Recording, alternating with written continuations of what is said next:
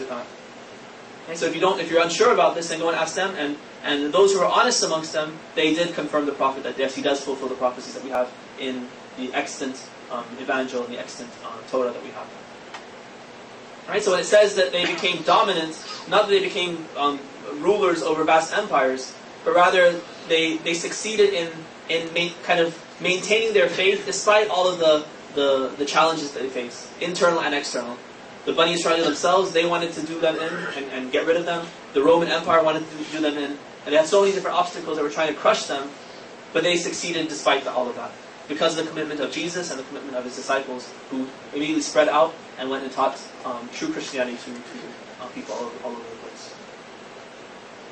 Sallu ala nabi wa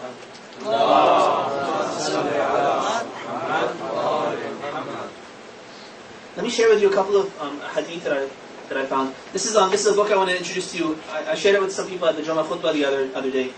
This is called Jesus Through Shiite Narrations. If you will, it's almost like the gospel of Ahlul Bayt. Right? The gospel according to Luke and the gospel according to other companions. This is the gospel according to Muhammad and Ahlul Bayt. It's been put together by contemporary scholars, an Iranian scholar, if I'm not mistaken, and it's been translated into English by Professor Muhammad Legenhausen, who's an outstanding Shia professor in Qom. So it's a great resource. It's Jesus Through Shiite Narrations. If I'm not mistaken, the text is probably available on alislam.org. So if you look there, you'll probably find it there.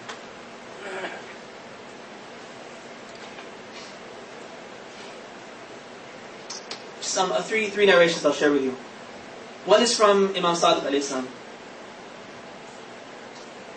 قلت يا رسول الله فكم الأئمة بعدك. Somebody asked the Messenger of Allah, how many Imams are there after you?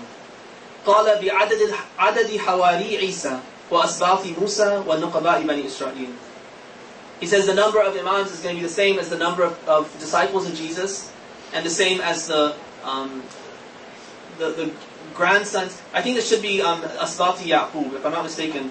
The sons of Jacob were also 12, and the same as the number of the tribes of the Bani Israel, the Israelites, the 12 tribes. قلت يا رسول الله. This person didn't know any of these three things, so he says, well, he still didn't answer my question. How many were there? Right? Because the Prophet just said the same as the number of disciples, but this person didn't know how many disciples there were. So he asks one more time. He says, how many were there? He says 12. Right? So 12 Imams, like there are 12 disciples and 12 tribes of the Jews and so forth. This hadith is very powerful. This is also from Imam Sadiq alayhi salam. Inna hawariya Isa kanu shi'atahu. He says the disciples of Jesus were his Shia, his followers. Wa inna shi'atana hawariyuna. And he flips it around, he says, and our Shia are our disciples. Right? So just as the disciples of Jesus were his Shia, our Shia are all our disciples. So he's equating these two terms. Disciples and Shia are one and the same. Then he says, وَمَا كَانَ حَوَارِيُّ عِيسَى بِأَطْوَعَ لَهُ مِنْ حَوَارِيِّنَا لَنَا. Then he says that the disciples of Jesus were not more obedient to him than our Shia are to us. So he must be talking about the special Shia, the ones who are really, really outstanding Shia, to say that the Shia are more obedient to us than the disciples, those 12 disciples were to Jesus. Right, so he's raising our status, the status of these Shia more. Inshallah, we can be amongst them. إنما قال عيسى للحواريين من أنصاري إلى الله. Isa, he made the request. He asked the disciples, who's going to be my helper? قال الحواريون نحن أنصار الله. And they answered him and said, yeah, we'll be your helpers. Then he says, فلا والله ما نصروه من اليهود ولا قاتلوهم دونا. But despite the fact that they promised and said, we'll be your helpers, we'll be your aid, he said, they didn't help him. They didn't actually aid him. They didn't fight against the Jews who were trying to kill him. So they were devoted. He's not saying they were bad people, but they didn't have the strength. They didn't have the commitment, but the strength at least to really protect Jesus the way they promised to and wanted to. Then he says, وَشِيَعَتُنَا وَاللَّهِ لَمْ يَزَالُوا مُنْذُ قَبَضَ اللَّهُ عَزَّ ذِكْرُهُ رَسُولَهُ يَنْصُرُونَ وَيُقَاتِلُونَ دُونَنَا وَيُحْرَقُونَ وَيُعَذَّبُونَ وَيُشَرَّدُونَ فِي الْبُلْدَانِ. He says, on the other hand, our Shia, from the time the Prophet's soul was taken, they have continuously aided us, fought for us, been burnt for us, been punished and tortured for us, been scattered throughout the land for our sake. Jazahumullahu anna khayran. May Allah reward them plentifully. That's a unique comparison between the disciples of Jesus and the Shia. But again, don't be fooled into thinking, oh, that means us. Just because we call ourselves Shia, we're part of this, and we're somehow better than the 12 disciples of Jesus.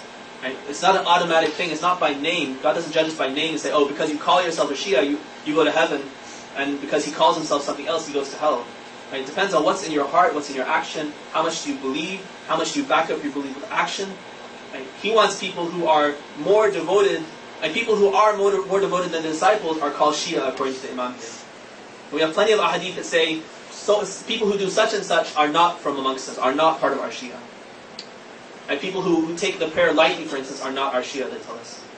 Right? So if we're delaying our prayer for no reason and saying, it's not important right now, I'll do it later, then we're one of those who are now excluding ourselves from the people who have devoted ourselves to the Imams. One last hadith, just briefly. This one says, Lima summiya qawmu Musa al-Yahud. Why were the Jews, why were the people of Moses called Yahud? قَالَ لِقَوْلِ اللَّهِ عَزَّ وَجَلَّ إِنَّا هُدْنَا إِلَيْكَ. He says, because they said, we have been guided. إِنَّا هُدْنَا إِلَيْكَ, we've come towards you. Because this phrase in the Quran, they call the Jews Yahud. Then he goes on, he says, what about Nasara? Why are the Christians called Nasara?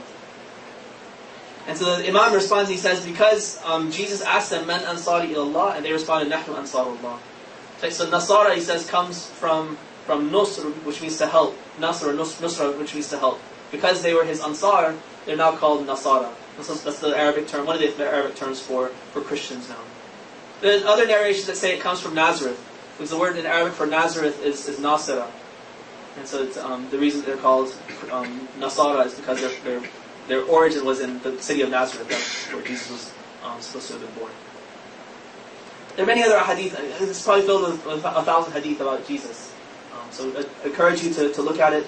And now we have, as we go through the verses in the Quran, we have a standard now in our hands to be able to judge these ahadith. To some extent, to the extent that we can as people who haven't really studied a lot.